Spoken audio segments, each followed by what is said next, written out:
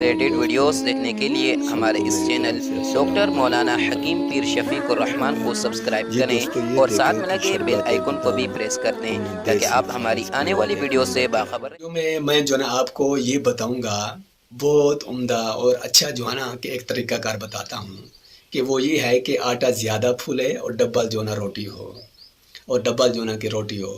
कि डबल रोटी का आटा गूंदते वक्त आप ऐसा करें, उसके अंदर 1 टेबल स्पून नींबू का रस मिला दें। इससे जो है ना कि आटा ज़्यादा फूलेगा और डब्बा रोटी होगी, साथ ये रोटी जो है ना कि नरम भी होगी। इसलिए कि घरों में जब औरतें जो ना आटा गूंथती हैं, उनको ये जो ना लेके दें आप नींबू का रस, ये जो ना 5 कतरे 6 कतरे जो ना कि डाल दें। इससे आटा ज़्यादा फूलेगा, नरम भी जल्द हो जाएगा, और इसी तरह कि रोटी भी जो ना कि डबल होगी, बहुत जो ना कि फ़ायदा होगा।